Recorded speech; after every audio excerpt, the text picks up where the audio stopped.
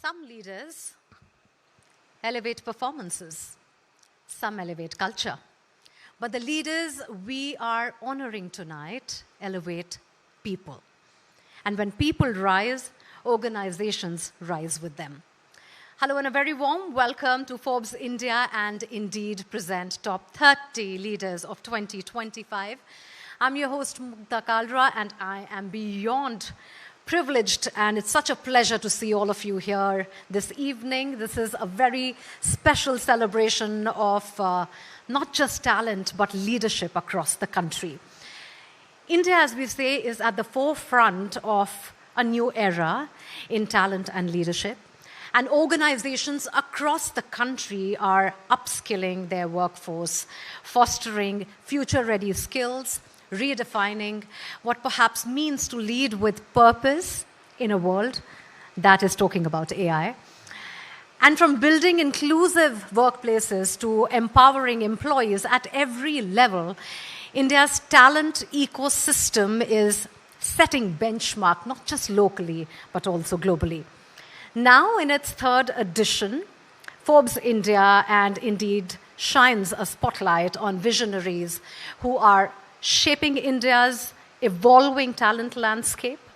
And after a nationwide call for nomination and a rigorous multi-stage evaluation process, including eligibility checks, evidence-driven scoring, and review by an independent grand jury, we are ready to honor some of the best of you, the exceptional 30 individuals who have demonstrated outstanding impact, integrity, and leadership. You can also join us live on Forbes India's YouTube channel and LinkedIn, where we are bringing you real-time insights. And this I'm telling to all the people who are watching me and all of us from outside this room. And please do tag us if you are looking at pictures and thoughts and musings. All right, and now to set the tone for the evening, please join me in welcoming the lovely Neha Bothra, Deputy Editor, Forbes India, for the very special address.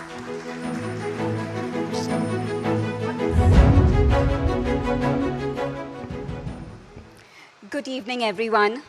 It's a pleasure to welcome you to Season 3 of Forbes India Top 30 Talent Leaders in partnership with Indeed. An evening that celebrates not just individuals, but a philosophy of leadership that is being rewritten in real time. We meet at a moment when artificial intelligence is no longer a distant disruptor. It is a daily collaborator. Jobs are being redesigned, skills are being revalued, and talent, once defined by credentials, is now increasingly defined by adaptability, learning velocity, and the courage to operate outside comfort zones.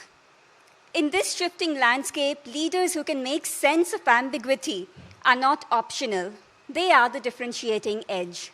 And this is why tonight matters. The women and men we honor this evening are not just managing human capital. They are building the next era of leadership in a highly uncertain global environment.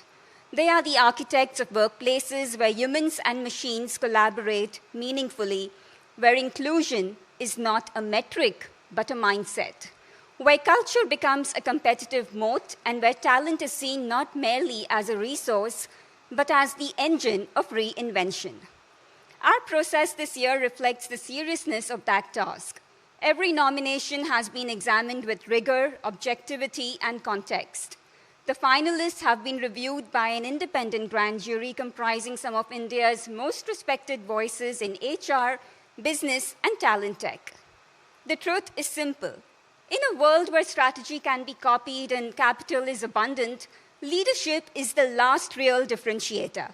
And the leaders we celebrate tonight are showing us what that differentiator looks like. Curious, yet disciplined, empathetic, yet decisive, rooted in data and yet guided by intuition. So to all our finalists, thank you for raising the bar, for investing in people when it is easier to invest in tools, for designing the future of the work while the present is still in flux, and for reminding us that in an era dominated by algorithms, It is human leadership that will determine which organizations merely survive and which ones truly lead. Congratulations to each of you. Welcome once again to Season 3 of Forbes India Top 30 Talent Leaders. Thank you.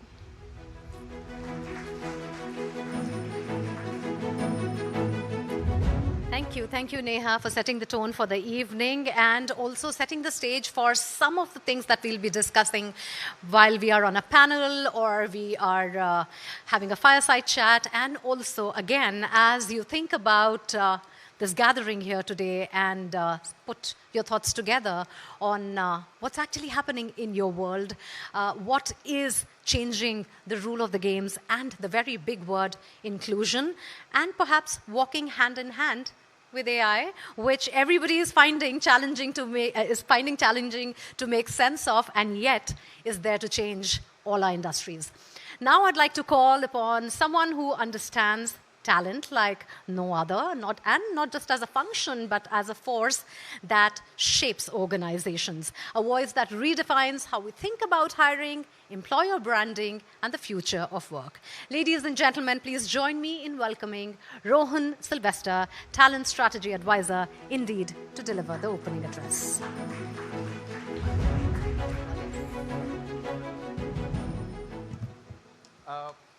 Good evening, everybody. It's a pleasure to be here.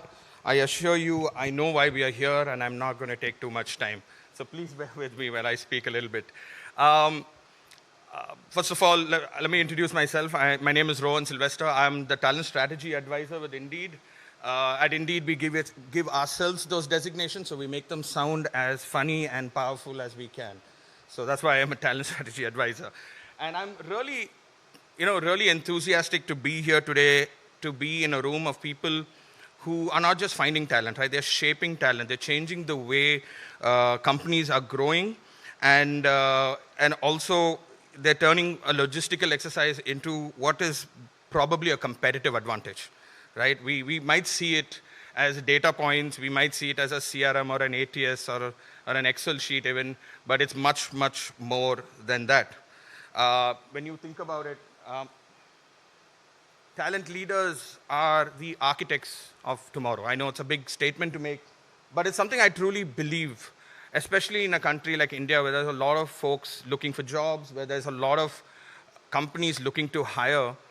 I think every time you hire someone, you change someone's life. We spend more time at jobs than we ever do. Some of you work for some of the largest companies in India. You're probably hiring 10,000 people a year or even more.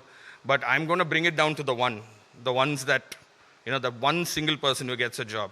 Even if you hire one person every day, everybody is a talent leader, right? But today, we are here to talk about what we're doing about the 30 top leaders, right? It was a Himalayan task to find out, right? We had multi-stage evaluation. We had the grand jury review. We had to, unfortunately, cap it at 30 leaders, even though I think everyone in the room is deserving of what is happening, particularly because we live in a world where I think talent acquisition is talent acquisition is becoming increasingly a strategic advantage rather than just a support function. I think it's really important going forward that talent leaders are part of the conversation, especially if companies want to grow fast and reliable. And the reason that is so important is we live in this abundance paradox. It is crazy. We live in a world of abundance without connections. And when you think about talent leaders and talent acquisition, connections are the key to what everyone does. We have more people looking for jobs. We have more jobs. Yet, at the same time, recruiters are drowning in volumes of applications. You have hiring managers say it's getting harder to find people. I love that contrast, right? Because contrast and that dichotomy tells us we have some problems to solve. And I think talent leaders such as yourself are going to be able to do that because we are living in a world of, it's like a cycle of noise without signal. And I think that's something we need to solve for. And there are many reasons that's happening, and why TA is so important is because of these four factors. Market velocity is not as fast as it's ever been. Things are changing so rapidly. There is a skill shift. Someone was joking with me, like, AI is changing the job roles faster than we can post them, right? And that's not far from the truth. And talent acquisition has to manage those shifting skills and those evolving roles. And of course, trust. This is something you'll hear me speak about a lot because it's something that we are very close to us at Indeed as well. There is a lot of trust deficit right now in the world, right? And a lot of it starts with how we engage with talent. And I am hoping that talent leaders are there overcoming that trust deficit. And of course, there's data. I think we have a dashboard for everything. I'll give you an amazing example. There is a dashboard at Indeed which tells me how long I've been working for the company. I just have to put in my employee ID, and then it tells me how much longer I've been with Indeed in a percentage than everyone else at the organization. So I have been with the company more than 89% of Indeed employees, by the way, which seems like a long time. So when you look at it, what does TA leadership look like? It looks like qualified applicants. It looks like replacing more, and of course, let me say what I'm going to show you in a bit. It's more about qualified applicants, right? It's all about replacing more applications with more qualified applications, but most importantly, it's about outcomes, not activities. We are hoping that the talent leaders in this room, are able to find all the necessary talent that they need to successfully grow their organizations. And that's where we come in. At Indeed, we are here to help you build some of that trust. As I said, I'm bringing it back to the trust. Trust is super important. We hope to help you build trust with better storytelling. I am sure all of you are aware, Indeed and Glassdoor, our sister companies, and our suite of employer branding tools are some of the best ways to get your narrative across and tell them why you are the right company for them. We hope to build trust through improved experiences. We are constantly changing the way we do job advertisements. We are constantly changing the way candidates engage with jobs. The thing that keeps us up every day is the fact that we need to make it faster for candidates to find jobs, apply to them, and get them hired. That works not just for candidates, it also works for the employers that they get hired by. And last but not least, we are going to build trust through innovation, right? I find it interesting that AI is not just a buzzword anymore, right? It was 5-6 years ago, but now it's a big part of it. And we are also there, but we've been working with AI for the last 20 years. Ever since Indeed as a digital company started, AI has been at the forefront of what we're doing. And we finally launched our Talent Scout, which is an AI agent. We've launched it abroad. We're going to bring it out soon all over the world. And we're hoping that it will reimagine the way that people engage with jobs. And last but not least, we are trying to look towards the future and hope that the companies that win India's next decade won't just be the ones with the best products or just the biggest budgets. We are hoping the companies of India's next decade are the ones with the best people in it. So without further ado, I am hoping to introduce, I'm going to hand things over back to the MC for the rest of the show, and all the best to every single one of you for today's award ceremony. Thank you so much.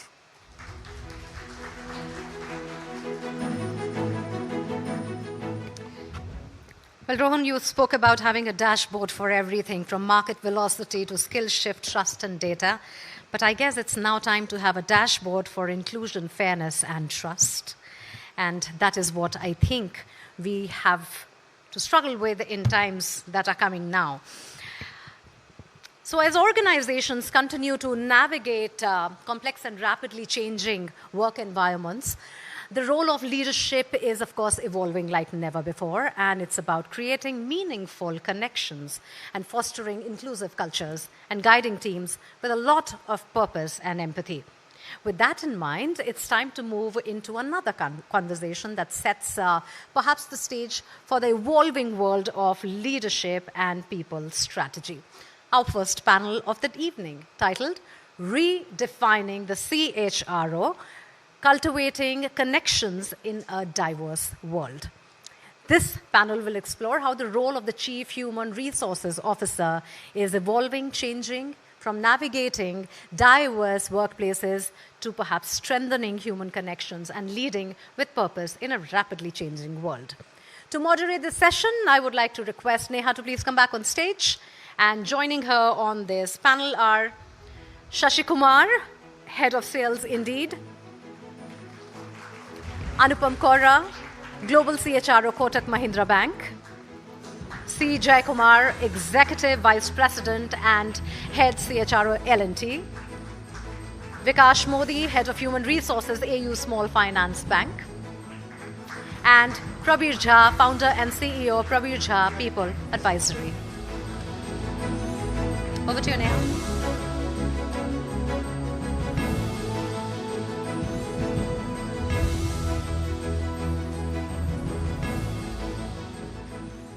Thank you so much, gentlemen, for your time today. And this is a discussion that everyone is looking forward to. Everyone wants to know what does it take to adapt to the new workplaces that are in vogue, and how do you design policies that can cater to the changing demands of the market.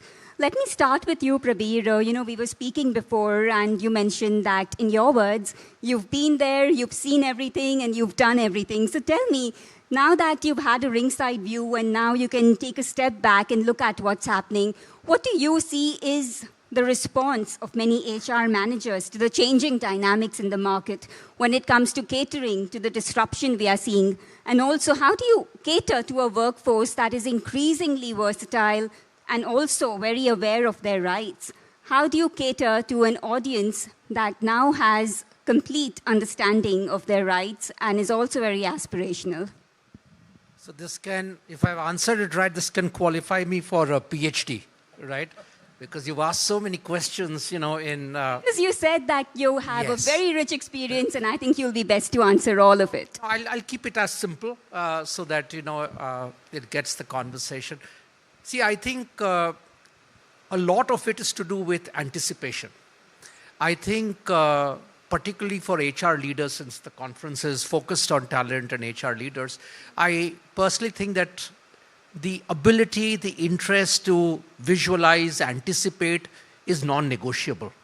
And this covers all spectrum, from technology to meta trends in society, economics, geopolitics, which is a tall order, because conventionally, forget HR, even business leaders are not fully adept at being able to, and I see this because I've also been a civil servant and I've been in the corporate, they are not able to see the macro trends as well. But so there's an intellectual, cerebral curiosity which is needed for you to anticipate and therefore frame issues better. So that's the first bundle that I would like to leave. The second is the ability to understand that, we are living with stakeholders who are not homogeneous anymore. Not only in their own groups, but even intra-groups.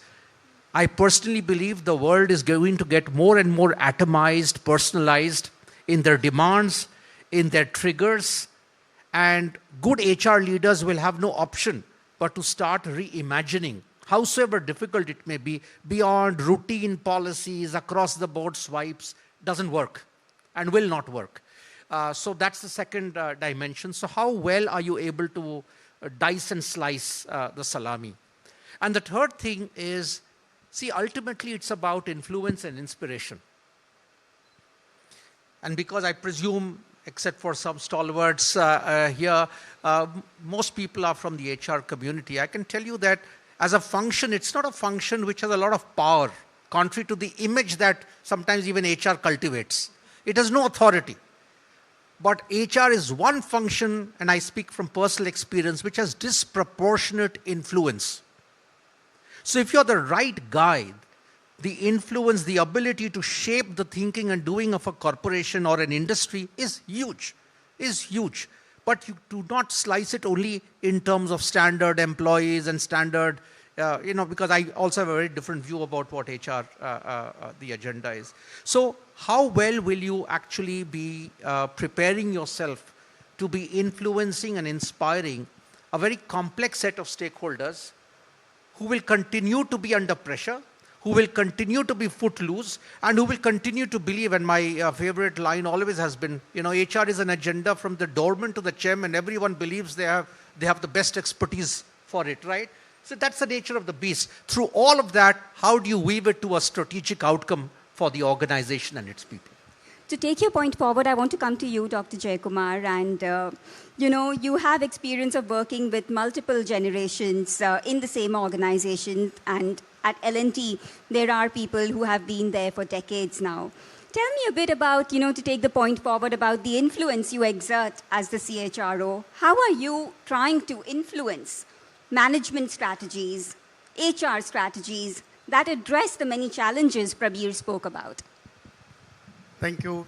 First of all, thanks to Forbes and Indeed for inviting me for this panel discussion. Happy to be here. Today, we are in a situation where any CEO, at the middle of the night, you wake him up and ask him, one thing which is troubling you, he will say talent. You ask three things, he will say talent, talent, talent. It is leadership talent.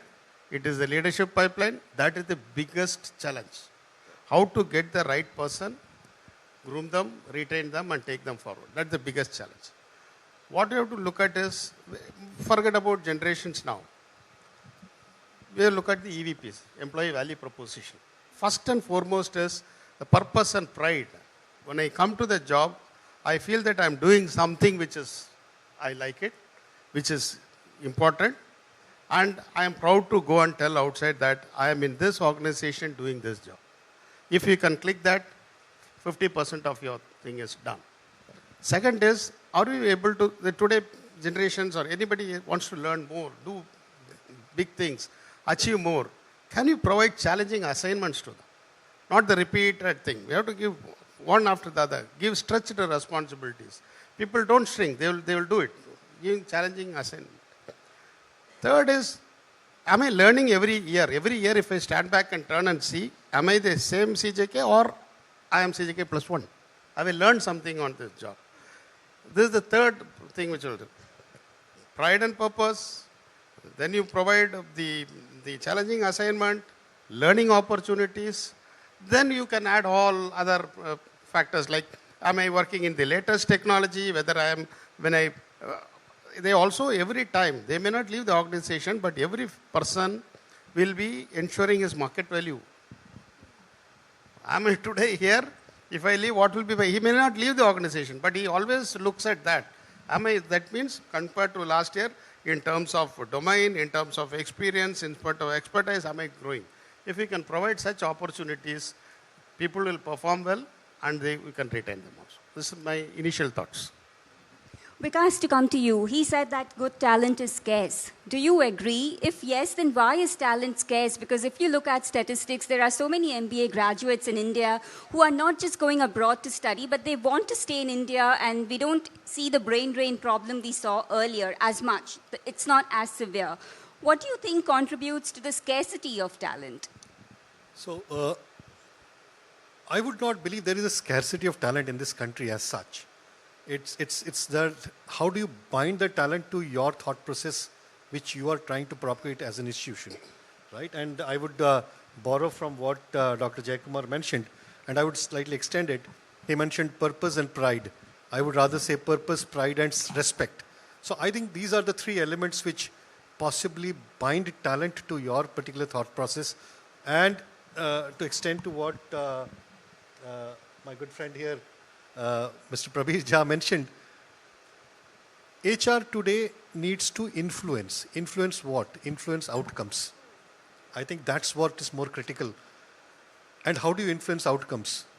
The core to that influencing outcome is being a credible function, being a credible individual. And that credibility will only take HR forward from here.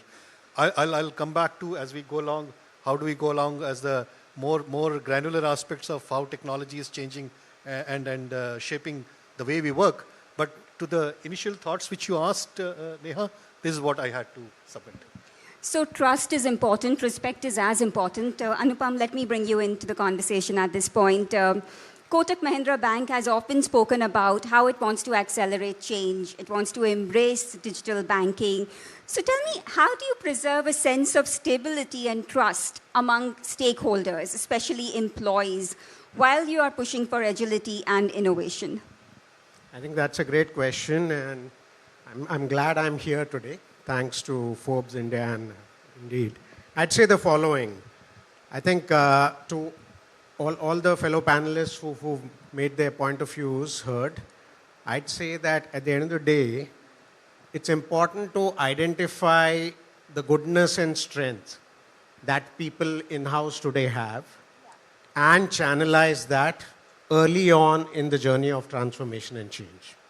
So given where we were a couple of years back and what we embarked on, that is exactly what we did. We skipped a few levels. We cherry-picked high-performing talent at that level.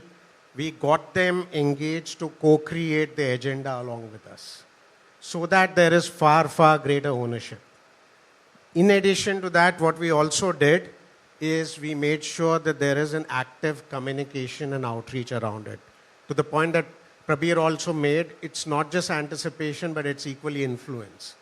Influence happens if you take people along, if they understand why this is important, how is it going to impact their lives, how is it going to allow personal progress along with organization progress. So some of those things specifically early on, if they are addressed, if you get them co-opted as part of the change journey, if you show them how we are channeling your strengths as part of the transformation agenda, and on a timely basis, you supplement it at some level of cross-skilling on areas where you believe there are white spaces. That can, if you ask me, form a very, very powerful combination, and that's exactly what we did. Sashi, let me bring you into the conversation now. You heard our panelists, and you constantly interact with CHROs from different sectors, from different industries, and you have a good grasp of the business trends. Tell me a bit about what is the conversation. Since you have your ears to the ground, how are companies looking to attract talent? What is the thinking now in an age of disruption, in an age where Gen Z has a very different set of demands compared to, say, the earlier workforce? How are you interacting with CHROs, and what is your guidance to them? I don't presume to offer guidance to CHROs, but I'll just give you my observation. And really, my observations will start with what people in this panel have said, and we'll sort of try and build over that. I think Dr. Jha started by talking about what all HR as an industry does, therefore what CHROs sort of oversee. But most of my conversation tends to be around talent, given what my company does. So I'll speak around that lens. Neha, when you started off, you said there is a lot of disruption, change in the way job is done, change in the skills that are required. And like Rohan said in his presentation, you know, the job posting is out there, and even before it goes out, the kind of skills required change. So I think one of the things that CHROs really sort of try and do today is deal with that change. And today, while change has been common or constant across, we're dealing with a significant amount of change in the last couple of years. AI is real. And when that change happens, skills needed to do the same job is now different. So defining what that different looks like is something which I feel CHROs should look to do. And once they've defined that, how do you go out there and attract talent? I think Dr. Jaikumar touched on EVPs. How do you build EVPs, and how do you get EVPs to speak to the talent pool that you're looking to attract? Now, EVP, and by its extension, employer brand, is not something that's in presentation decks presented to boards. It's a lived experience. And today, with social media, with sites like Glassdoor, Indeed, people are talking about what that lived experience looks like. So how do you ensure there's continuity? How do you ensure what a company defines as its EVP, what the company speaks about as an employer brand, is not very different from what potential employees and and current employees and job seekers are talking about when they're coming out there and talking about things on media. The second thing is trust. A lot of companies talk about employee benefits. They talk about a lot of things that companies offer when there is this sort of coating of job seekers going on. But a lot of people believe, and the Indeed YouGov survey said 61% of employees believe a lot of what is offered as part of employer benefits are actually performative and they're not real. That's 1.5 to 1.7 times more than what it is across the world. So really, I think the CHROs, one core thing which I think CHROs can do is build back that trust.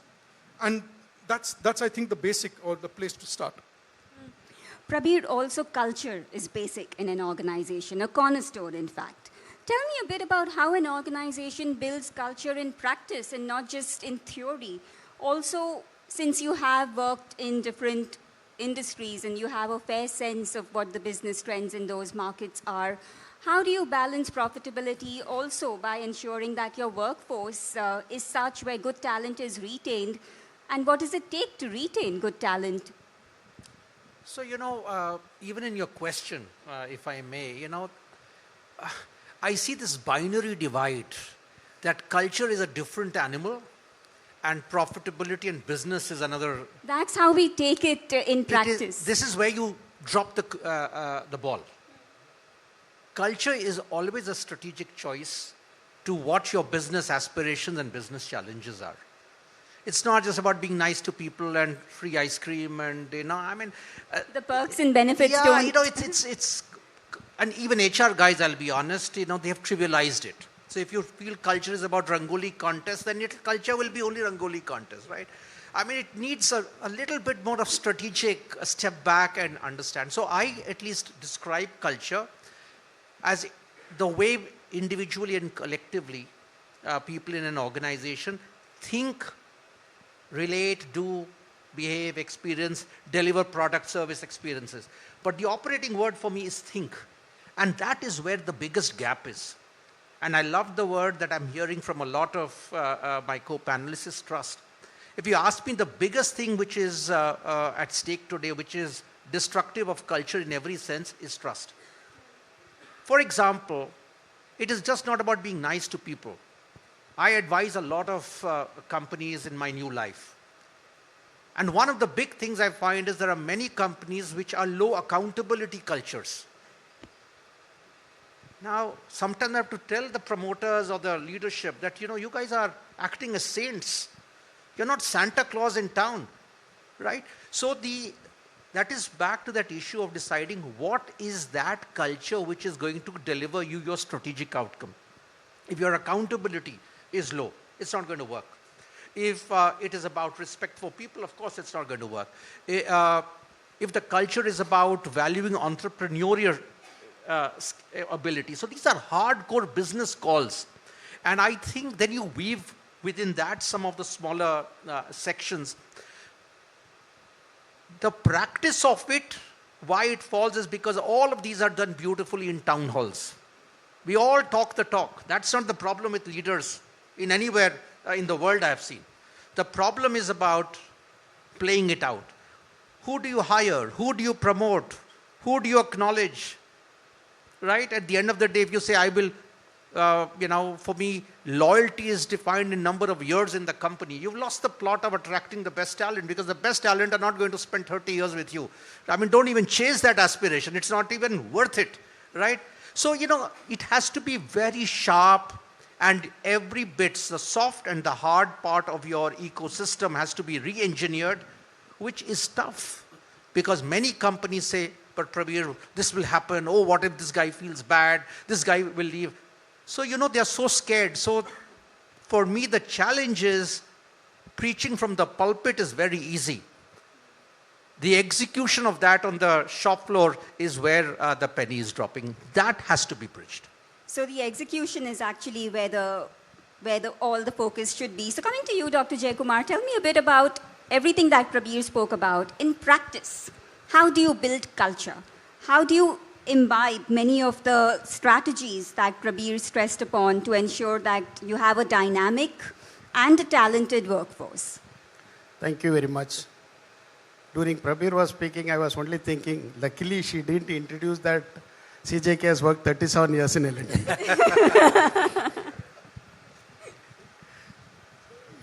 He spoke very, very relevant. Certain things I would like to add is, culture should also align with the business objectives. Okay? When you talk about IBM, if you talk about the Post-it, they talk about innovation. Toyota, quality, in terms of FedEx, speed. So that should also get aligned. Second thing is, we touched upon as a culture is what people see, do, and hear when you enter. It is not put in boards that this is our culture. When you're talking about trust, transparency, etc., irrespective of all the levels, irrespective of whether it is any generation of people, we have process, but how it is implemented. Okay? Anybody for that matter, he looks at why am I here in this organization? First, what am I expected to do? Whether I'm getting a very candid, relevant feedback on a day-to-day basis. So this is fundamental things of a person which he looks at when he looks at in the organization. As he said, it is not doing a Rangoli contribution and all those things to build in engagement. And whether my boss is really interested in me, and if I continue here, whether there's a career growth. So these aspects should go into the core of the HR part of it. Then there will be engagement, there will be retention, there will be growth. Any additional thing you wanted to ask? You answered my question. Thank you. Coming to you, Anupam, there is a fear generally that if you're 45 plus in an age of AI, finding a job is very difficult. Reskilling is something that is often spoken about. Tell me a bit, at Kotak Mahindra Bank, how do you address this fear that has kind of accelerated more so after COVID? Tell me a bit about the recruitment strategies you want to shape at Kotak Mahindra Bank to ensure that recruitments are across age groups and not just college graduates. So how important is experience and how important is freshness in the workforce? I think it's a very, very thoughtful question. And but I would say that maybe if you would have asked this question to somebody from a new age setup, you would have got a very different answer. Maybe somebody like him or his colleague sitting out there. I'm not new age. No. Talk about the new age setup, not you, right? Maybe your hairs are more grey than mine, right? So I can make that out. But okay, jokes apart, I'd say the following. For anybody in banking, given the sheer expanse of regulations, the circulars, just last Friday we had something called a master directions again released by the regulator. I would say if somebody says that just skill set and will alone is a good substitute for the vastness of know-how and experience that somebody needs in banking, the person is sadly mistaken. The conundrum or the challenge on the contrary is, over the years, banking as a sector has had a lot of talent portability, and as a result of which, talent erosion, talent drain. So for me, 45 for all practical purposes can be the new 25 in that sense, right? Or the other way around. I would say, coming to your second part of the question on therefore recruitment strategy, I think the biggest advantage any organization of our scale can leverage is their human capital in terms of making sure that we are able to leverage the employee network as a big base and a talent magnet in itself, right? Getting people through that channel is one big area. The other channel I would say is clearly social media, job boards.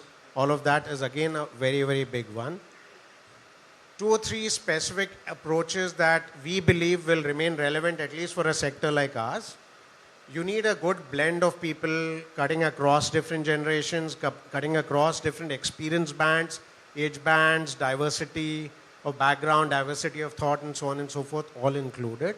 You also need increasingly a good blend of people who are able to understand the point of intersection of banking and technology, data science and analytics, and people who overall, as an evolution process, have been through change.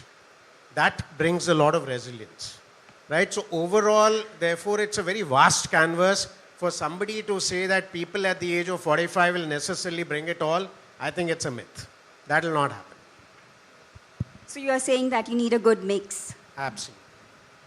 Can I add on to that? Sure. Please do. So, thank you, Anupam. And it's good to have a banker. Last time when I was on a panel, I was the only banker on the panel. So, it's relevant. So, I'll add on to what Anupam was mentioning. So, diversity from here on, how we have started saying is that it's not only gender diversity. So, we have started measuring diversity in multiple manners, different forms, like age diversity, as Neha was pointing out, as social strata diversity, right? So we are trying to focus on recruitment from all these diverse segments of population which this country has. So that's the part one of the question.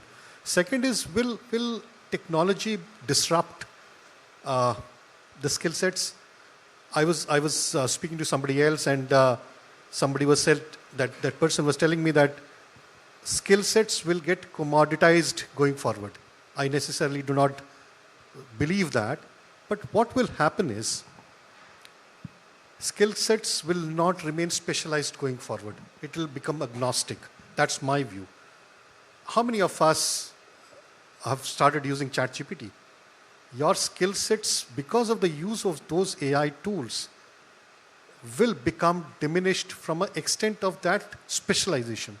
So from an HR perspective, what we have started doing is that how do you train people to be multi-skilled? How do you make roles which are more fungible? How do you make transition from one part of the bank to other part of the bank more feasible? So these are certain things which we are currently working on and bothered about. You touched upon something very interesting, and at this point I would like a show of hands. If the HR leaders here in the audience could raise their hands, and if you agree that you do use AI in many of your hiring strategies to select good talent. Wow. What is your advice, Sashi, when it comes to using artificial intelligence? What are you seeing actually happening on ground? And how can artificial intelligence in hiring not just be based on algorithms, but be more empathetic and have more, and not just to be generalized, so to say? So empathy has to come from humans. It can't come from artificial intelligence. But artificial intelligence does solve for real problems in hiring. And I think the biggest problem that artificial intelligence is solving today is the problem of matching. Rohan, when he spoke, when he came up, he spoke about a YouGov survey that said about 58% of employers feel that they don't have access to the right talent. And on the other hand, 43 or 44% of the job seekers felt that, I'm applying for jobs, nobody's seeing me. So clearly there's a major problem as far as matching is concerned. So I think today it's not something for the future, but today we have solutions that help solve for that, both for the job seekers and for the employers. Speaking specifically about Indeed, again, Rohan touched on it briefly, Talent Scout. Today I've spent more than 20 years in sales. I believe I can still work for another 10, but I'm tired of sales. I want to do something else. Do I have skills that can help me do some other job? How can I, figure out what jobs I can do based on the skills I have? Now, once I get those jobs, is there something more I need to do from a learning standpoint to be better qualified? And finally, which job should I apply for? So on the job seekers end, you'll see AI helping solve for that. At an employer end, there are multiple things. I mean, we've had access to, for ages to job boards and search, etc., where you searched and you would find the best possible CV, which you feel is the right fit for the job you've got, but that candidate doesn't want to speak to you.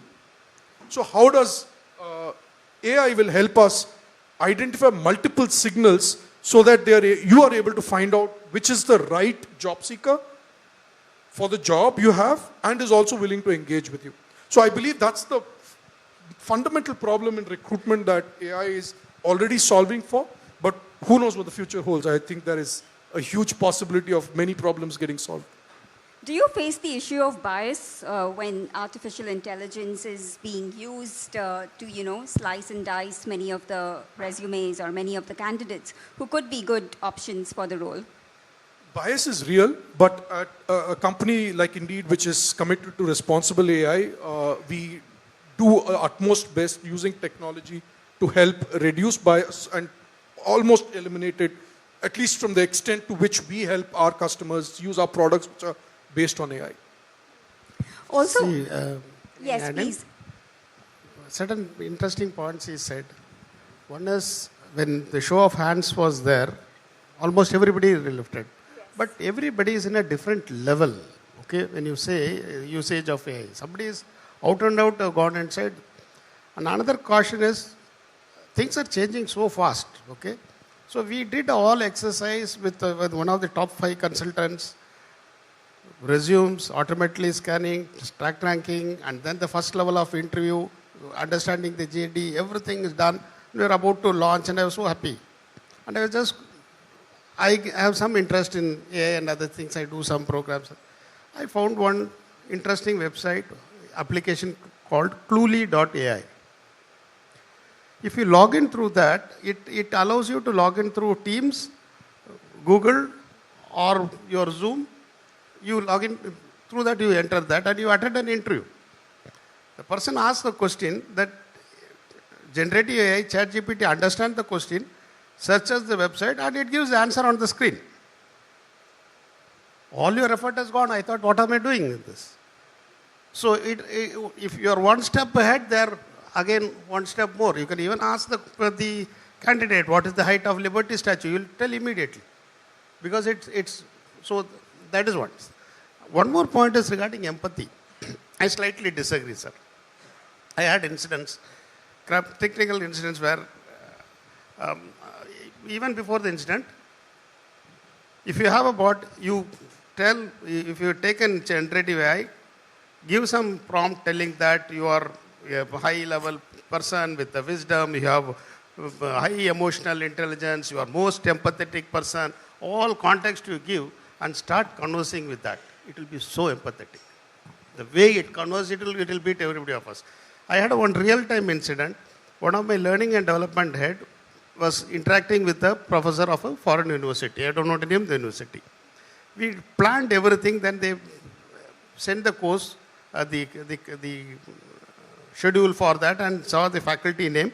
Somewhere, some people were not a PhD. So our friend should have taken it properly. He wrote a mail telling that we want all PhD and doctorate for as a faculty. Most of that hurt the person very much. Because they are all seasoned faculty, they may not have been PhD, they have been teaching. So they gave a letter in such a manner that they were not interested in continuing also. So he came to me, I said, what is this? Yeah. Then he said, oh no, I will write a mail. And so he drafted a mail and brought it to me and saw. I said, if you send this, he will never come back to L&T. So in front of him, I opened ChatGPT. I narrated the entire incident. This is with the professor, this is up, and now I wanted to get him back on this. What a lovely letter he drafted. He sent that letter. Next moment, the reply also came. We will be happy to continue with another set of it. So empathy can be built in if you use it properly. Empathy can be built in. Have you had any experiences in your hiring while using artificial intelligence that you'd like to talk about? So whatever tools we have used till date, and obviously since Indeed is hosting it, I'll not name those tools. Sashi will not offer me dinner after that. So jokes aside, these tools, and I'll borrow from, and CJK, please do correct me. There's a L&T used to call it MAFA syndrome. Please do correct me. MAFA syndrome is mistaking articulation for achievement. So to a certain extent, the AI tools do believe in that. If you are smart enough and you have used the right words in your resume or your application, you're good to be picked up. Your stack ranking improves, right? Most of the tools are like that. Correct me, Sashi, if I'm wrong. However, should we write it off? The answer is no. The tools, the more you use it, the better results they throw over a period of time. Because they intuitively try to understand what is your requirement. So to that extent, I think it is time to marry both the human intelligence, which we all carry as HR professionals, and with the artificial intelligence which these products build in for us. I think it will be a win-win scenario for all of us. Sir, today I lost the confidence on stack ranking because earlier I was very fascinated by that. Today what is happening is the candidate first puts the JD into the ChatGPT. Then he puts his resume inside. Then he says, prepare a resume accordingly. So then you put it for generative AI, the stack ranking will be 100%. Interesting. To wrap the conversation very quickly, I have a question for each of you here. Tell me a bit about how do you think the role of the CHRO will change in the next 5 to 6 years? Maybe 5 to 6 years is also a long time horizon to take, but just for the sake of it, how do you think your role is going to change in 5 years? Coming to you first, Mr. Jaikumar. He should be highly tech savvy, empathetic, both the aspect, and he should focus on two things to develop talent. One is learning agility. He should ensure that learning agility is there across the people so that things are changing, they can learn. Second is critical thinking, because he should know what to learn. So many things are there. So learning agility and critical thinking are things which the future HR leaders have to focus, and he himself should be tech savvy and he should be adaptive to change. Anupam, how do you think the role of the CHRO will change in 5 to 6 years? I mean, I'd say that a lot of what we've spoken about today and what I earlier touched upon in the context of the question you asked earlier on, the generations and weaving in people around the multi-generational aspect, I think that will come in the ask a lot more. And today, to what Prabir also referred to, the cultural narrative of what HR stands for, the CHRO has a holy altar responsibility on that to be able to architect it and steer it in the right direction. That is one. Second, I would say increasingly, and this is a realization that is getting into startups, fintechs, new age tech companies as well, the entire productivity challenge is for real, right? And if CHROs have to have that credibility for the function, they need to understand business as well. They need to serve as business leaders. So these two things, fundamentally speaking, will be in the calling in a big way.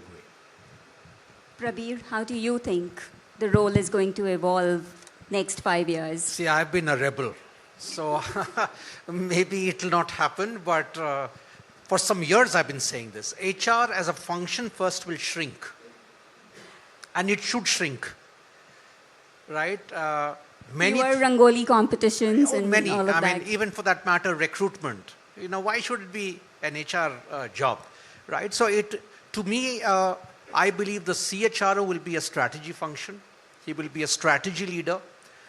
His or her ability should be able to envision, visualize business, where is it going, challenges, see the interconnects between the inside and the outside, and should be able to weave in a network of new age opportunities where companies do not spend their time doing a lot of the routine within. I mean, smart companies don't need to have, there was a time I had 1,000 people in HR, honestly today, if I had to do it, I would feel 100 good guys are more than enough. Because you can, so I think the major shift should be, not will be, it should become a very strategy anchored function, and strategy will subsume every dimension, of economics, technology, etc. You don't have to be an expert. The only other thing which I will want to still talk old school, one of the things I will be honest, which HR also has lost out on, and a lot of line managers definitely have lost out on in many companies, and we use that word empathy, human touch. It's a shame. I would like to see that get back. How many CHROs are able to wade or walk into their people, are able to actually touch and feel? And when I listen to people now that I'm seeing it from the outside, people feel a lot of indifference. It's not about the pomp and show of the town hall or rewards nights and stuff like that. It's just that touch and feel. And if you don't role model it right, you do not have the moral right to expect a line manager to behave that way. So two things. Definitely a more strategic anchoring and a more human leadership and role modeling. If these two things are able to do right, I think CHROs have a job for themselves. Vikas? I was slightly radical thought on this.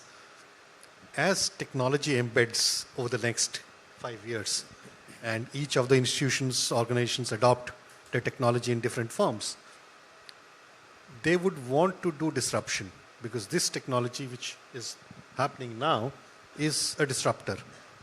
So if there is disruption in the organization, the dependence will be on the CHRO to be the chief disruption officer. And that is where the convergence will happen, as Prabir was mentioning, that will be the pivot around which the entire institution will operate. And that will be the HR function will be the fulcrum of that. I previously mentioned that there will be a fungibility of skills. So what are the skills which will be fungible? I think technology, HR, and marketing are some skills which I see getting fungible going forward. Why do I say that? And I don't mention it very lightly, please don't get me wrong.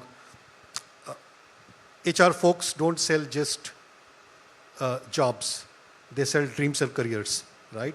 The product guy sells product and services. So till such time you are able to pitch in the right manner to the world outside, I think that's where the HR function will evolve into.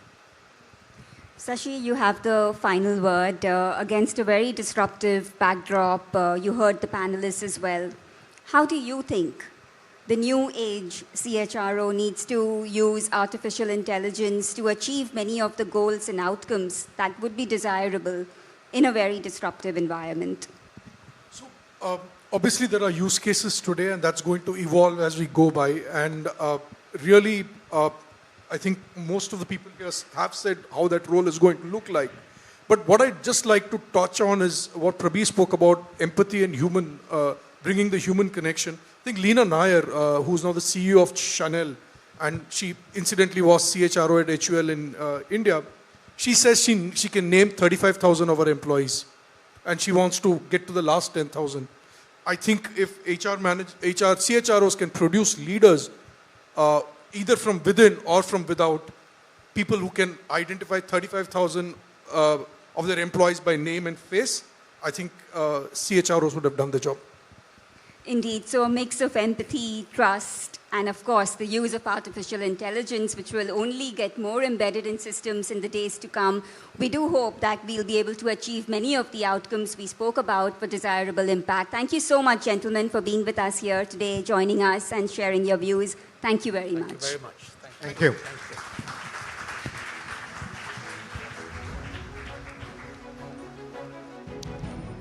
Thank you. Thank you so much. We are living in interesting times where interviews are being held by chatbots. All right, they say culture eats strategy for breakfast, and so yeah, in these changing times, how do you set the culture for your organization actually settles at your pit stop? Whether it is tackling different generations, delivering the good and the bad news, tech education. What part of AI disruption do you really want to adopt? Are you adopting it to change the processes, or are you looking at it for people happiness? And how do you relearn it all, keeping people at the center of it? And as far as the CHROs are concerned, my learning is, are you inclusive enough? Are you relevant enough? Are you real? And are you invested in just your company's growth, or are you also invested in the growth of people who are sharing the same vision? All right, a lot of learnings there. And if you have your own, then please go to social media, tweet about it, write about it. Let people feel some FOMO that they were not at a place where the best were and some of the greatest topics were being discussed.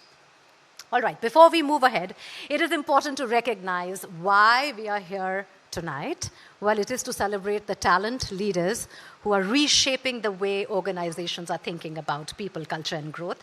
From legacy companies to emerging disruptors, from metros to rising business hubs, the 30 leaders that we have had the honor today of honoring are reflecting on the depth and dynamism of India's talent landscape. And before we begin the felicitation, here's something very special that captures the spirit of tonight's celebration. Building cultures, elevating people, steering organizations through change, all powered by one force, talent leaders. And this is their moment. A ahead of trends, ahead of change. One platform that has been leading the future of work for 3 years. Forbes India and Indeed present Top 30 Talent Leaders of 2025. A platform that has earned growing participation and deeper trust every year. More voices, more stories, more impact. To remain a true voice of reason, our process had to be as exceptional as the leaders we celebrate. Global expertise, robust frameworks. Evaluated by industry icons, HR visionaries, leaders of leaders.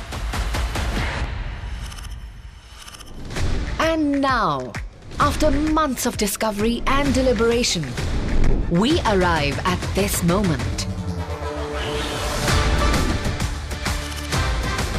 Forbes India and Indeed present Top 30 Talent Leaders of 2025. All right, ladies and gentlemen, with that, it is time to honor 30 remarkable leaders from across India, and I'd like to invite our presenters to the stage. Please join me in welcoming Suresh Narayanan, former MD and CEO of Nestle India. So we're glad to have you here. Dr. Ankita Singh, Chief People Officer and Board of Director, Relevance Lab. She's one of the jury members as well. And I would also request Shashi Kumar Sahab and Neha Bothra to join us back on stage.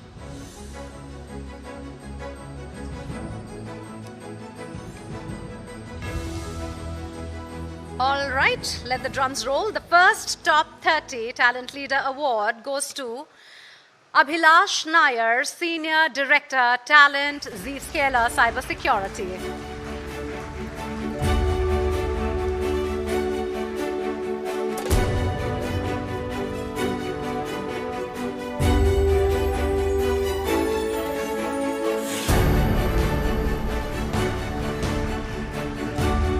Maybe all of you can squeeze in a little for that picture.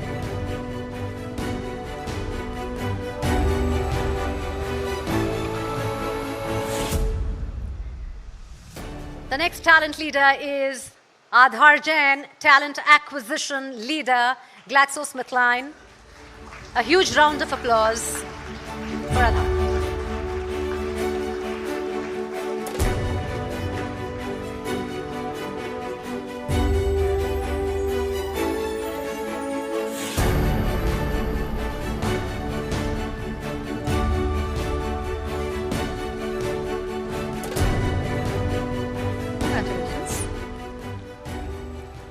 For the next Talent Leader Award, we would like to call upon Ashish Mishra, Associate Vice President, Human Resources, Talent Acquisition, Civenting.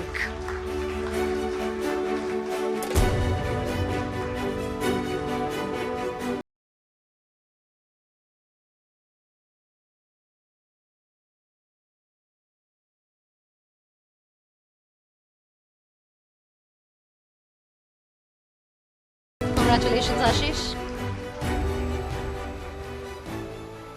The next talent leader is Atul Sehgal, Senior Vice President, Global Head of Talent Acquisition, Cognizant Technology Solutions.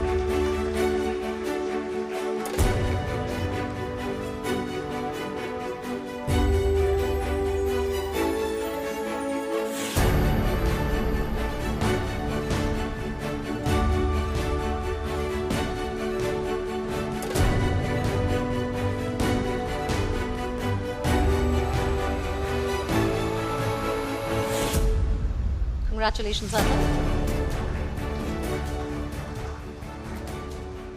The next talent leader is Darshana Radhakrishnan, Head of Employer Brand and Recruitment Marketing, ThoughtWorks Technologies India.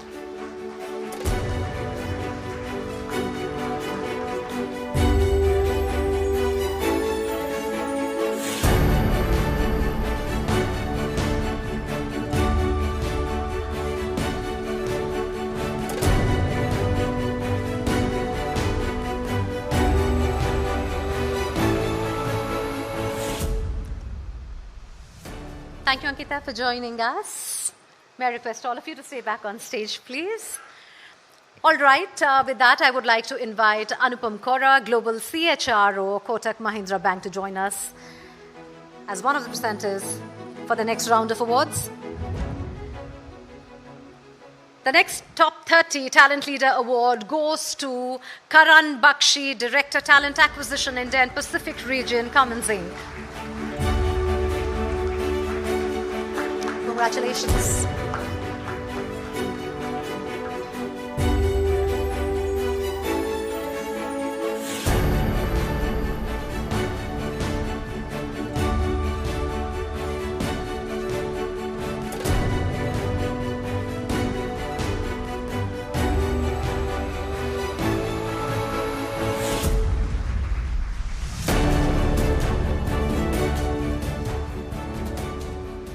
Karan, I'm very happy to say you have the human resource and the house resource sorted very well there. You gave the due where it was due. So a big round of applause there. Both of you are looking lovely tonight.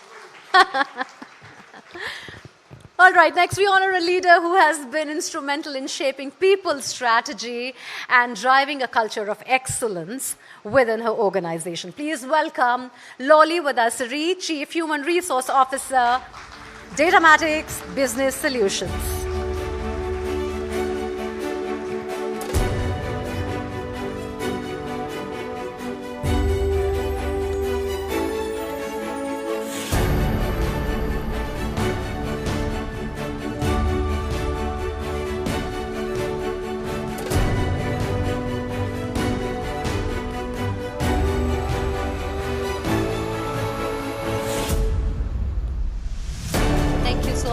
Congratulations, Lali. All right. Moving on to the next talent leader. Put your hands together for Yogesh Kumar Rustagi, Vice President, Human Resource, Concentrix, Daksh India Services.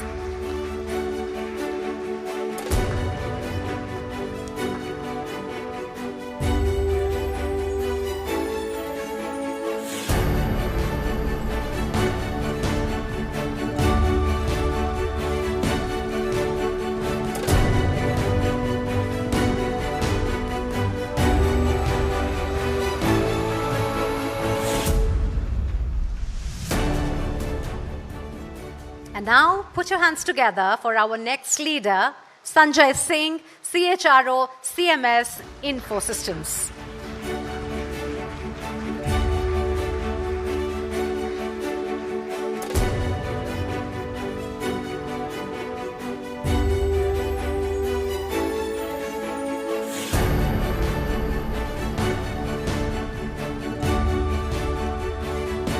A big round of applause, ladies and gentlemen.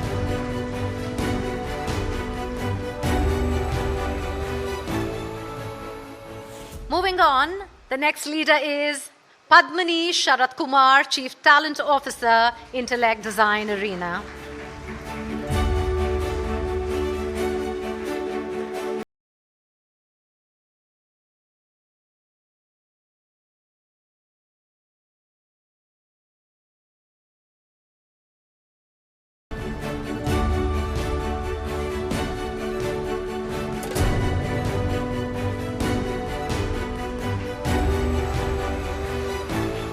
Anupam, thank you so much for joining us. All right, joining us now, CJ Kumar, Executive Vice President and Head CHRO L&T, to do the next few honors.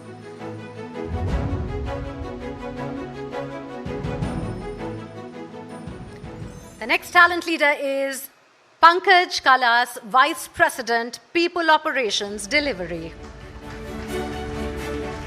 Congratulations.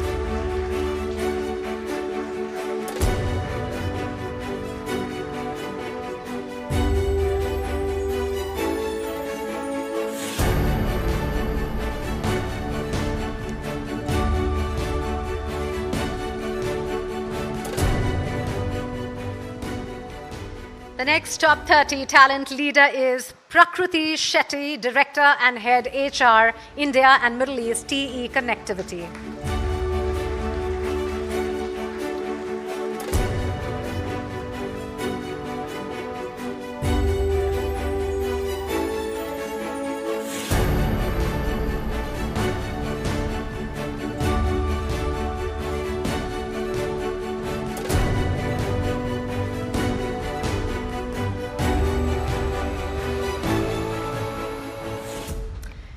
Coming up next is Prashant Sinha, Head Talent, Attraction and Acquisition, GSC India 711 Global Solutions Center. Congratulations.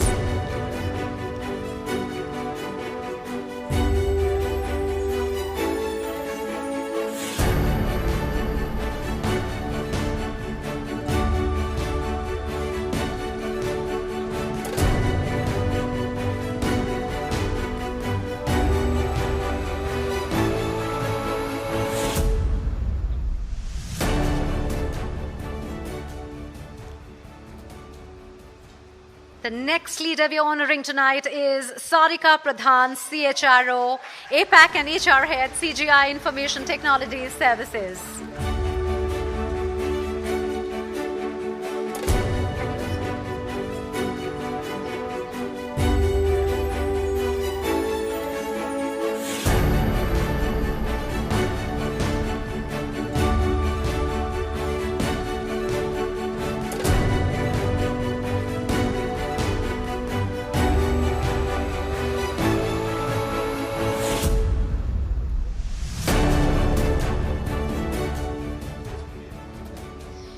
And the next leader is Satyadeep Mishra, CHRO, R Systems International.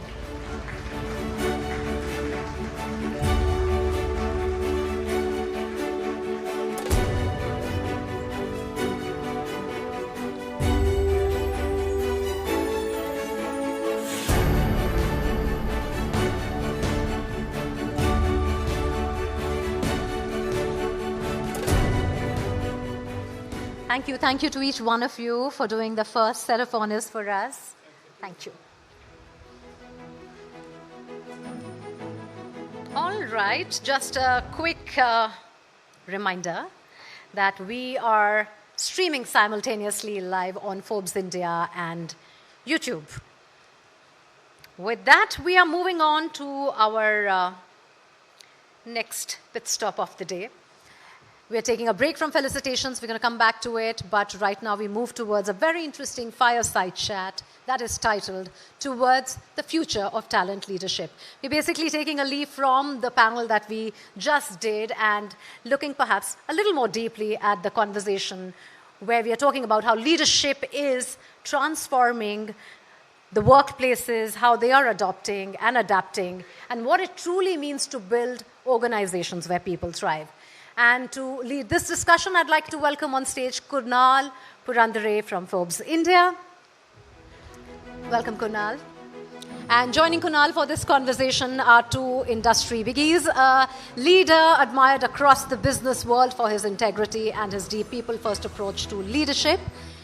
Welcoming again, Suresh Narayanan, former MD and CEO Nestle India. So now we get to listen to you as well. Please come. And we also have a very distinguished banking veteran who has driven transformation, growth, and organizational excellence over 3 decades.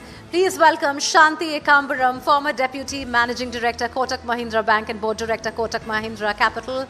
Always a pleasure to listen to her and obviously dig the fact that she always wears those shoes with her saris and she got that fashion trivia back and we always talk about it. All right, over to the two of you and of course, Kunal, please take it forward from here. We have two industry stalwarts who have demonstrated leadership excellence for decades, especially in turbulent times. Thank you so much, Shanti Ekambaram and Suresh Narayanan for being here. Shanti, I'll start with you. Only a handful of women have held executive positions in the banking sector. You're one of them. What leadership behaviors did you consciously demonstrate to instill specific values into your organizational culture? Actually, I thought banking is one area where a lot of women have reached executive positions. At least I have seen it in the early part. Maybe now a lot of them have sort of moved out of banking or have superannuated or whatever. So are you asking the question specifically as a woman, or are you asking what brings leadership style as far as women are concerned? Yes. Yeah? Second one. Okay. So I think, the earlier panel was very interesting in terms of the kind of skills that you talk about. I think the single factor that women bring and stand out, if you ask me, in leadership is empathy. And that word was used many times in the previous panel, just goes to show how powerful and how important it is. Otherwise, as far as, the roles go, leadership goes, competence is gender agnostic. I always believe in that. But I think women bring empathy. Women are better at conflict resolutions, in my view. Women collaborate and are very good at team play. Of course, loyalty is a common factor as far as they are concerned. And they bring a balance in the way they think. And this is how I have seen how women distinguish themselves. I think as far as business acumen, business transactions, like I said, competence, what it needs to do the job, it goes without saying that it is all agnostic as far as gender is concerned. But some of these skills, I think, really help in situations as far as women are concerned. Suresh, you must have read a lot of third-party analysis about the incredible turnaround that you effected at Nestle India. What is the one thing that you think they got right and one thing that they did not get right? Thank you. Thank you for that question. But let me first clarify amply, clearly and loudly that I was one of the leaders in the organization, but the ones who gave out the roar were my more than 9,000 employees. So no turnaround happens with one person at the helm. You may think that you are the greatest, but I think you realize soon enough that you need many hands at the deck to get a fire off and to put a company on the path of growth. So I am very happy and satisfied at leaving an organization in good stead and with a lot of hope and ambition. Now coming to the crisis, which was an existential one, it was one that could have wiped us out as a company and could have also helped us to resurrect ourselves. We did the latter, and I'm happy that we did that. The one thing that I think people saw, in which I tried to consciously adopt in every move of mine, every communication of mine, was a purpose-led, value-based organization that was trustworthy, that was transparent, and that was capable of standing up to the truth at any point in time. So I think that was the factor that also helped us to come out of this existential crisis. What did people get wrong? I think because the time was relatively short, in 5 to 6 months' time, we were back on our feet, and clinically, a brand that was dead, it went from 70% market share to 0 overnight. It came back to market leadership in 3 months flat. People thought it might have been a relatively easy task. I think the amount of efforts that have been put in by scores of people, by partners, by stakeholders, by employees, former, past, by ordinary people on working in our factories and in our branches, the kind of effort that they have put in is really immeasurable. And having witnessed it, I can, this memories will go with me, will die with me one day. But I will forever be grateful for the enormous effort that was put in. That probably people outside would not have seen because they were not part of the... It was probably one of the greatest challenges for you as a leader. What strategy did you adopt during that phase? Look, I think, when you are faced with a crisis, and unfortunately crisis doesn't come with a calling card. It doesn't come and tell you, here I am a crisis, please deal with me. You don't have time for strategy. You have time for reflection and instinct. At that stage, what does a leader do? And this applies in any crisis. You hark back to the purpose and values, behaviors and outcomes that you dream of, that you have demonstrated, and that you should demonstrate at any point in time. So respect, trust, transparency, probity, honesty, sincerity, humility, compassion, empathy are all the bouquet that is demonstrated by a leader. A leader doesn't necessarily demonstrate business skills at that point in time. Because when you're in a crisis, you're leading a family, you're not running a company. So if a leader looks at himself as a servant of the organization rather than the head honcho sitting in a corner room in a fancy part of the office, I think it's mistaken. So a lot of that is done, and a lot of that has to be lived. I think Prabir said that in the last session. The leader has to live the culture. If I keep talking about sincerity, honesty, respect, and transparency, and I'm the most arrogant, sort of dominant leader and a difficult person to talk to, what am I going to be demonstrating? So I think culture and values have to be lived and have to be demonstrated right from the top. Because there's a famous Irish saying that says that the fish rots from the head. And that's so true. Every organization, I believe, many organizations have failed not because of failed strategies, but because of failed leadership. Shanti, what is the biggest adversity that you faced as a leader, and how did you overcome that?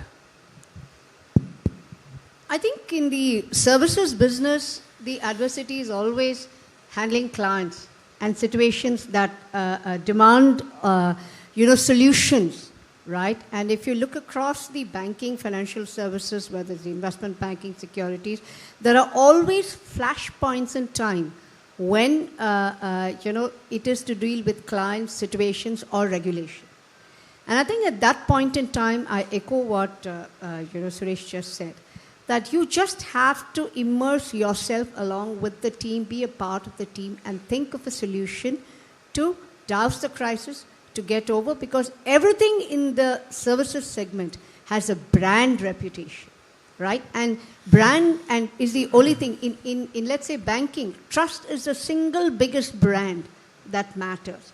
And any adversity which relates to a situation which either on a regulation where you could get fined, where you're crossing the line, or client situations, I think the only way to tackle it is get deep, get your hands dirty, be a part of the team, quick thinking, instinctive, exactly what Suresh said, to resolve the issues before the fire gets out of the house and out of hand and burns the whole house down. So I think that's the way I've seen it. I've seen many situations in my 35 years at Kotak, or my 39 years working experience, where, and I call it a crisis a day, there is never a dull day, I can tell you, as far as a leader is concerned. Small things, it can be people crisis, client crisis, product crisis, regulatory crisis, but that's a part and parcel of leadership. That's why you are there. Technological integration leads to centralized decision making. How does one empower employees at all levels to increase their output in such a scenario? Actually, technology integration help leaders manage and monitor without too much looking over the shoulder, or contrary. Because the kind of information that you can get at the click of your button on your phone, right? Whether it's the sales, whether it's the margins, whether it's the profit, whether it's the clients, whether it's whatever, is amazing, and thus you don't have to keep looking over your people's shoulder. But I think if you really want an organization that's alive, it's got to be bottoms up and not just top down. And that is where empowerment at every level is important. Empowerment, which is basically, giving some authority, cannot go without responsibility. So the controls that are in place to ensure that nothing goes wrong or it's not being stepped over is also important. And that's where I think technology plays a very big role in being able to monitor and control, and actually enables empowerment. The previous panel talked about AI tools. Let's take one of the biggest things in banking. What is it? You give out money. It's credit, right? Today, with the kind of intelligence that you can add to people through AI, some of the decision making can really get very scientific and streamlined rather than just judgment. Judgment is important. So I think, yes, technology integration, you believe can take away the powers. I actually think it helps you control and monitor better.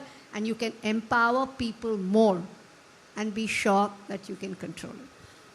Suresh, the new crop of leaders are leading teams that are technically more skilled than them. Technology is changing the way we work even as we speak. How do leaders of tomorrow bridge that gap? Look, I think it's a very good question. But one of the gaps that we still have today is that we have technology at our hand, but we still as human beings want to serve technology rather than technology to serve us. I think the way in which AI and all the new technologies that are coming into the world are going to impact us significantly is well appreciated. But how can leadership convert it into business cases where people are served first is lost. And I think that is where the challenge is going to be. The challenge of future leadership is not going to be technological appreciation. I think they will be born with technology. I mean, certainly the Gen Alpha that is coming in after the Gen Z now are completely and totally technologically literate when they are born, right? Rather than digital immigrants like my generation were. But at the same time, I think agility, anticipation, and adaptability are going to be so key. And that is where, and these are very human qualities. I mean, maybe an AI can do, and I think in the earlier session we talked about how AI can be used to modulate letters which are very polite and very considerate to customers. But at the same time, I think what we have to understand is that technology can only do that much. Still, leading to lead is going to be done by people. And that is something that we can't delegate to a machine, I hope. Absolutely. Shanti, you're known to espouse a greater role for women in the top echelons of corporate India. How important is gender parity for organizational success? I think the CHROs here probably can talk more about it than me, because it's an agenda in almost every company set by the board, right, these days, as to how important gender parity is. I think the way I see it is, there is a balance, I said, yin and yang, right? In our own Indian parlance, we call it Ardhanarishwar, right? And I think that balance is important because each one brings certain skills. I repeat once again, as you get to leadership level, competence, strategy, execution, all is gender agnostic. But how you deal with people, let's take, I'm in the services, I've always been in the services business. It is about people, right? It is about people. It is about how you, motivate them, how you empower them, how you, ensure that they perform and give them an environment that helps them create and perform. So in my mind, gender parity is very important. Having said that, when I look across, I find it very thin at the top. It's good to talk about it. I think it's a great talking point. Boards talk about it, people talk about it. But if you look at it at a pyramid level, it still stacks at the middle to the bottom of the pyramid. And as it goes up, it's like climbing the mountains. The air gets very rare. Yeah. And I think a lot needs to be done about, putting in those leadership traits, training, whatever it is, but developing leaders to increase the parity, starting from the boardrooms to the CEOs and to the top management. And let me tell you, it's just not organizations. I think there's a challenge with women also. Because, like it or not, women are have the 8 arms of Durga. They have so much multitasking to do in their lives, right? So they have to sort of allocate time for each one of these. And once you get to the top, there is nothing. I mean, the organization is all-consuming, and you have to make sure that you deliver what you're there for. But I think organizations, and I think even at the country level, we have to do a lot more. It's good to talk about it, but the numbers are still very thin. And I think if you look at the Fortune 500 companies, some of the most profitable companies are those that have a great balance. In our own bank, one of the most outstanding business has more than 50% gender parity. And I believe that balance matters. Can you give an example of how your business changed with the rising number of women in the workforce? I think it depends upon each. I mean, for example, if you go to the engineering shop floor, you still hardly see any women. And maybe, the gentleman from L&T can give us a better feel about it as to whether he's seeing more women in the shop floor. I certainly don't see as many women. But when you come to, let's say, relationship management, I'm just taking an example. Private banking is a great example of that, which is dominated and has a lot of women. Where it's dealing with clients, it's dealing with situations, you find more women. So, and I believe that the engineering shop floor needs more women. I think innovation can be better. And I think men can be great relationship managers too. I don't think that I have a bias towards anything else. But I think it's also the environment and what women have an aptitude for that makes the difference. So I think in my view, women can do any job. That's my belief, right?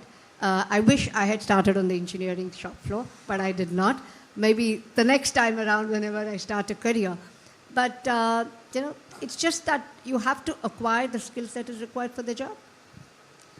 Suresh, what is the one skill that future leaders or the next generation of leaders must possess to be successful? They have to, I passionately believe they have to be people-centered with performance. I think the world is moving now too far away from the fact that people are more than job numbers in an organization. And I think the faster we realize that we will be roadkill if we only depend on technology and forget our people, the better it is going to be for us. So I think it's people-centered performance is what leaders of the future, apart from everything else, adaptability, agility, and everything else that they need to have, they have to understand. There's a beautiful doha of Kabir. He says, "Kasturi kundal base." Kasturi, which is musk. Kundal base is in the navel of the deer. Mriga dunde banmahi. Jo gat gat ram hai, dunya dekhe nahi. So you go around and looking at all the newfangled technologies and getting everything else to spice up your office and to spruce up your boardrooms. And you forget that the kasturi, the fragrance of that organization is in its people. And I think that's something that generations will have to realize. And those of us who have benefited from it, who have smelt that fragrance, are sworn to it for life. Shanti, you want to add to that? I absolutely agree. I think I can't see a company being run only by bots. I want to start with that to prove how important people are. I can't envisage a company where right from CEO to the last person is a bot. It's not going to happen. Because judgment, strategy, and human interactions will still make sure that people are important and they are going to be central to any organization. And you will see successful companies that are enough and more data to prove are those that have outstanding people. You need different kinds of skills. You need a blend of skills, but it's still people-driven and people-centric. Organizations will continue to win in the future, in the age of intelligence, AI, and even more. How has leadership changed over the course of your careers? Well, when I started my career 44 years ago, it was a very different era, right? We had what were called type A leaders, those grunting, few words stentorians who ensured that you did what you were told and no questions were asked. We accepted it because opportunities were fewer, and that's how we saw sometimes, I dare say, our fathers be the same way. So that's how we took it on. Today things are very different. I mean, I sometimes pinch myself that there are youngsters who accost me in the lift when I was the chairman of Nestle and ask me questions like, boss, what have you eaten for breakfast today? Or, are you going to go and play tennis tomorrow, right? I dare not ask those questions. So things have changed a lot. I think empowerment, enablement, skill levels, and cultures have modified over a period of time. But sometimes I wish that we were getting back to some of those disciplines of the earlier days. I think I miss some of that discipline in doing things, focus in doing things, and distractions. Today I think there's too much of distraction. When I started my career, there was no social media. I didn't care what I looked like in Facebook and Insta and stuff like that because there was nothing of that. Shanti, what is the change that you've seen? Yeah, I just wanted to say, in the good old days, it used to be command culture, right? The leader would say and everybody would execute. Today, it's actually demand culture the other way. Actually, while we talked about CHROs, the amount of time as a leader and as top management and the team has spent on people, it's just not funny. Yeah. Today, top management, CEOs, boards spend an enormous amount of time on people. So it's demand management. I also think that today's leadership is much more participative, right? And much more listening grounds up, because otherwise you will lose touch with what's happening on the ground. So I think leadership has changed significantly since then. And a leader is no longer lonely in his or her cabin just sitting at the corner. Leader is right there in the center of action with the team and one of the team members, which is a far cry from what it used to be maybe 40 years ago.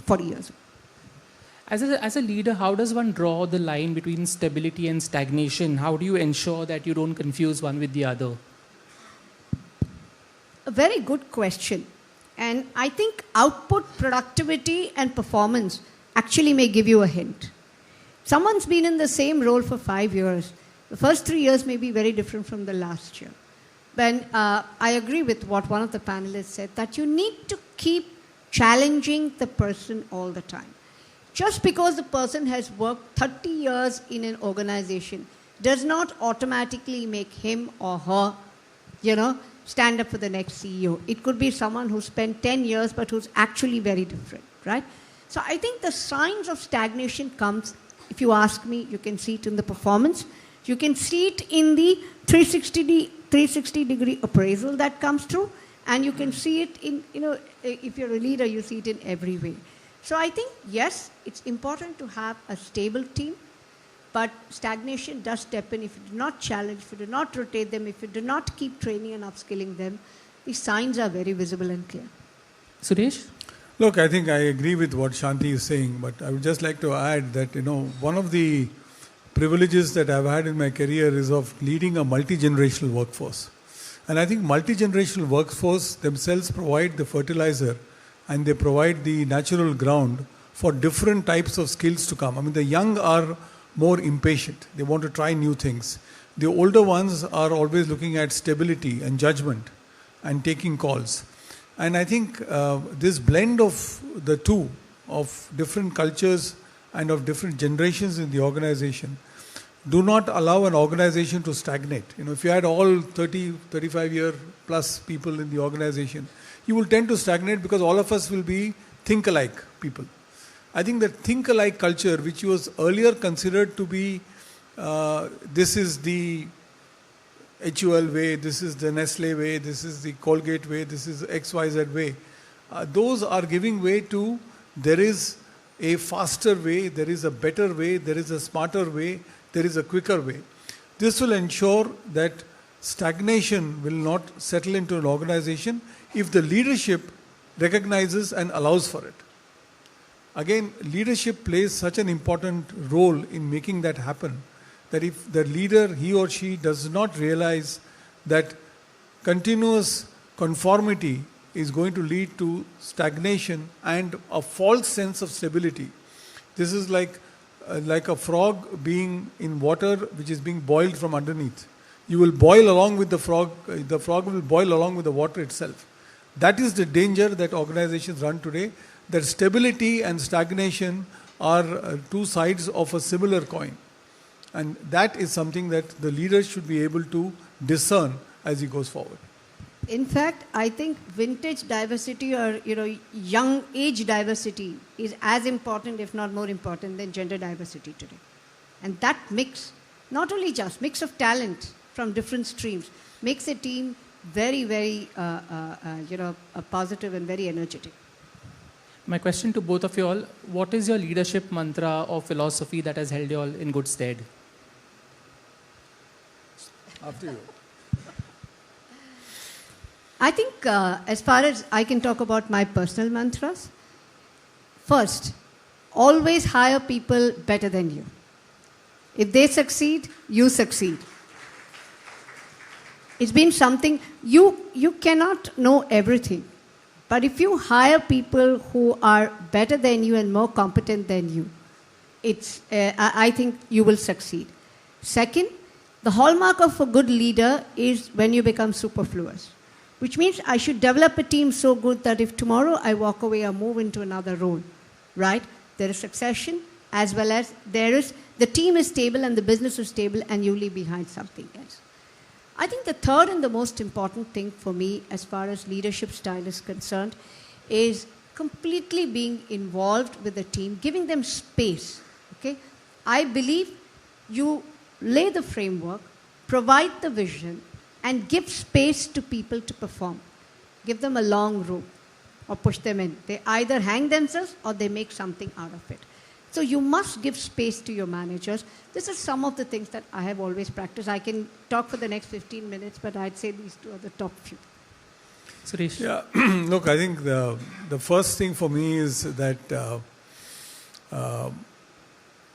I have always believed in working with a strong sense of purpose and values. To me, purpose and values are at the center of my being, and the values and purpose that I reflect, if it's reflected also by the organization, then I'm comfortable. And I've been blessed to work in 3 organizations where the purpose and values have been synchronous with what I've got. The second is a passion for people. I mean, I have always believed that people can move mountains, and you give man or woman a purpose and magic happens. I've seen that happening time and time again, and therefore my faith in people has been unwavering over all these years. And the third one is performance. I have never missed targets. I hate missing targets. And I will ensure that my people, through the mixture of competence, culture, compassion, and empathy, move towards delivering the performance that the organization desires, and they then feel at the end of it all, we did it, rather than this man made us do it. I think these are the lessons that I have learned from my own career in the corporate world. Thank you. This has been an absolutely insightful conversation. I think we've all been blessed to hear all the inputs that you had to give. Thank you so much once again, Shanti Ekambaram and Suresh Narayanan, for your time. Thank you for being here. Thanks a lot. Thank you. Thank you very much. Thank you.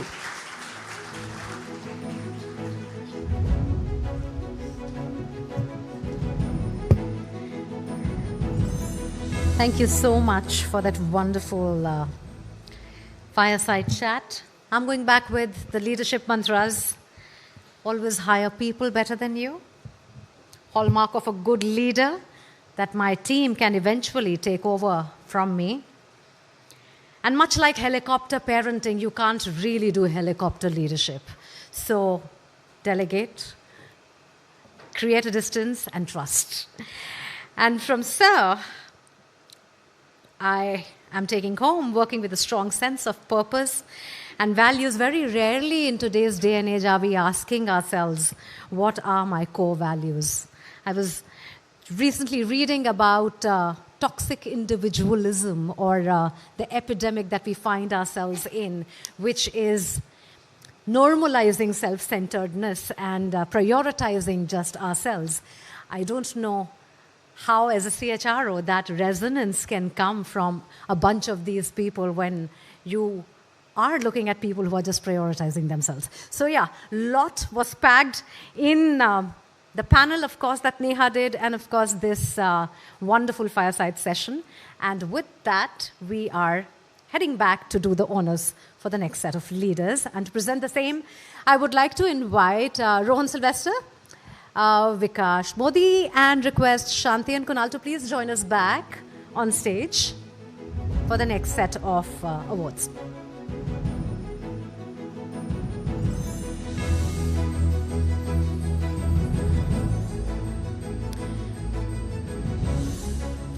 All right, ladies and gentlemen, the next top 30 talent leader for the evening is Lavanya Nandakumar, VP and Global Head Talent Acquisition Product.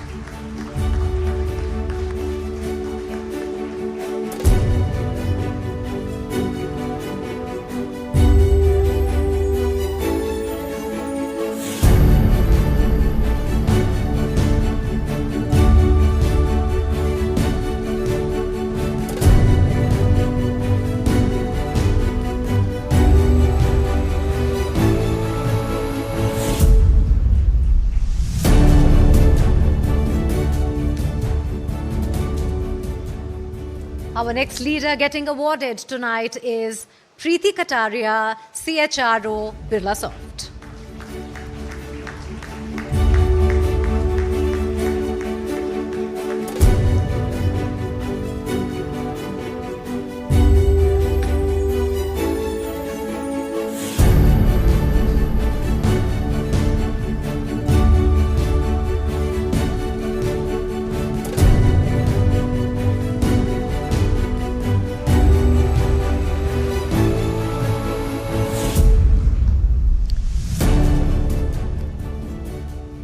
With a huge round of applause, we invite our next leader, Priyanka Anand, VP and Head HR, Southeast Asia, Oceania and India, Ericsson, India.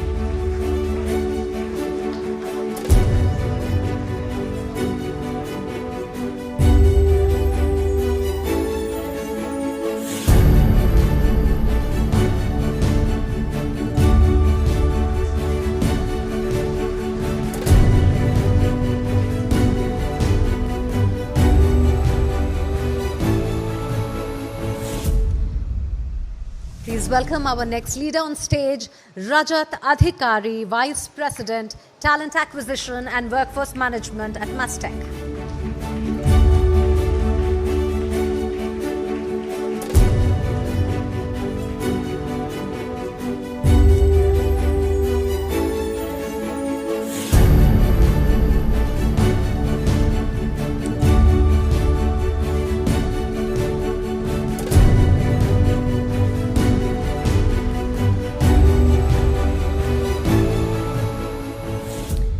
Our next leader is Shivani Negi, Head Human Resource and Administration, Tata Realty and Infrastructure.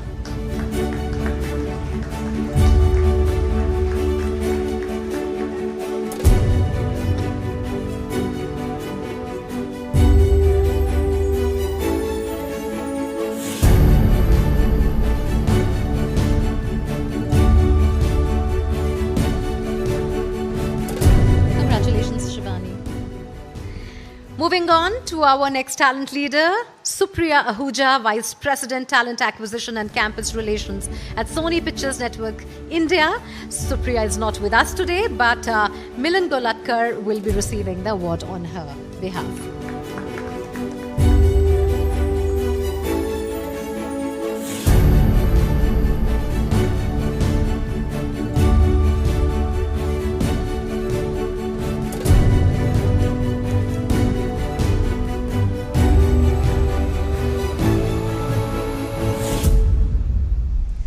Our next talent leader is Chetna Patnaik, CHRO, L&T Mindtree. Since Chetna could not join us, Smita Bhatt will be receiving the award on her behalf. Chetna Patnaik, CHRO, LTI Mindtree.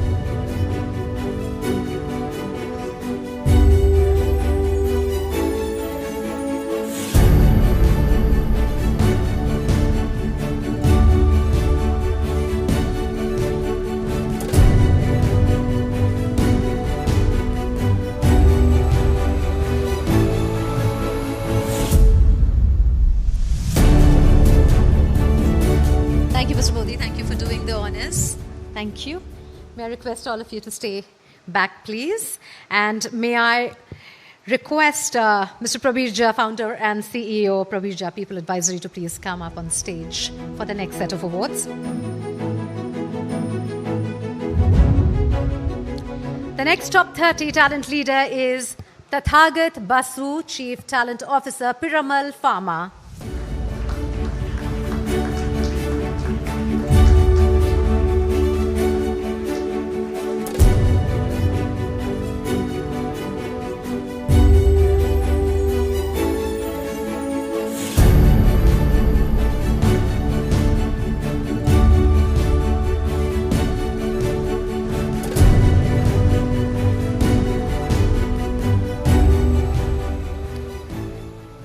Next up, Poonam Yadav, Group Head Talent Staffing, Aditya.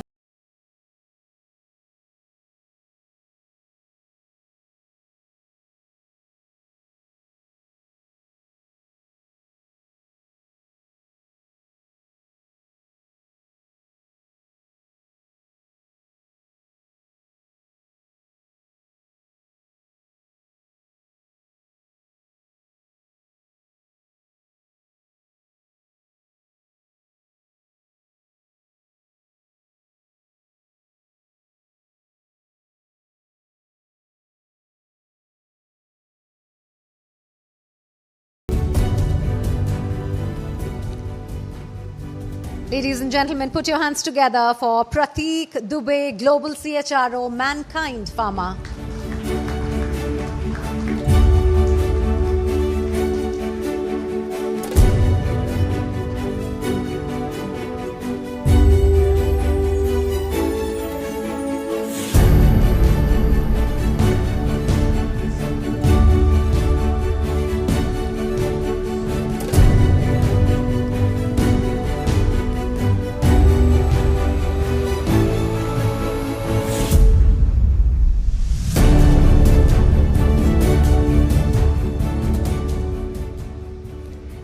Up next, please welcome T.H. Majumdar Bakchi, Global Head HR, Dr. Reddy's Laboratories.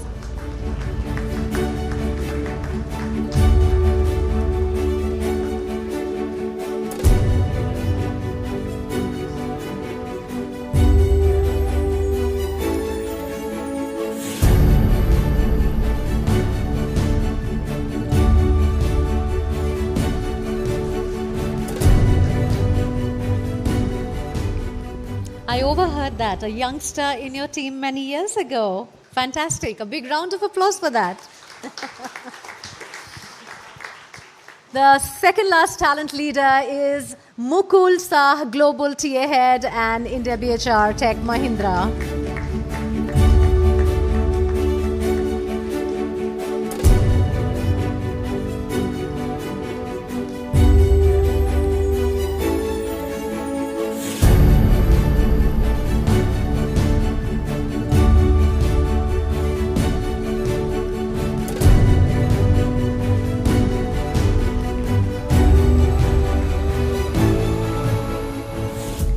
And finally, the last talent leader for the evening, and I must insist that we give her the loudest applause for very patiently waiting, Nivedita Tomar, Director, Global Talent Acquisition, Biocon Biologics.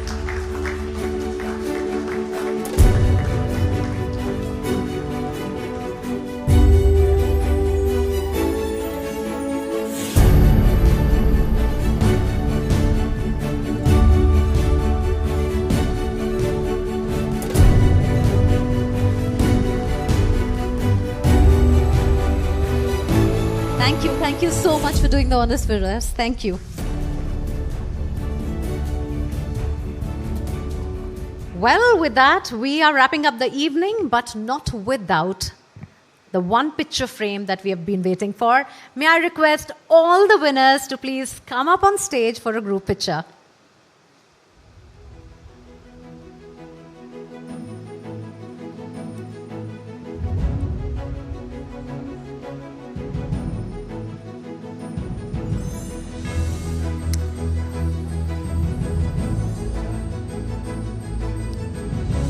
Please join us on the stage. I think half of you have come without the trophy, so I might as well just say without the trophy. All right, ladies and gentlemen, with that, it's a wrap. What an inspiring evening this has been at the third edition of the Top 30 Talent Leaders of 2025, presented by Forbes India and Indeed. From discussions to insights and the recognition of remarkable achievers, this has been an evening that puts people at the heart of progress. A big thank you to all our speakers, winners, and for each one of you for being such a wonderful audience. Congratulations again to all our stalwarts for the evening, all our winners. Are you all fitting in the frame?